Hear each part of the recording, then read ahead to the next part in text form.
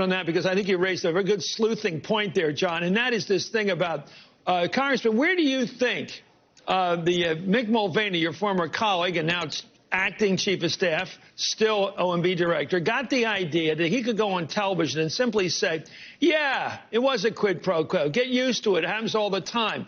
Maybe it just sounds like a pretty good intuition on the part of John Meacham that he got that idea from the president. That was his initial instinct to just say, live with it.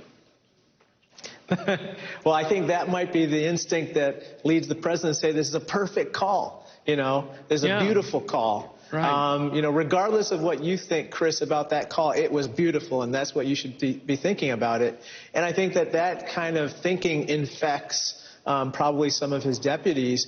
The other thing I would say is, as soon as Mick Mulvaney said what he said, and obviously this is, by the way, this is not hearsay. This is firsthand account of, you know, what the president wants to have happen at OMB. You know, Mick Mulvaney quickly found himself alone because DOJ distanced themselves from him.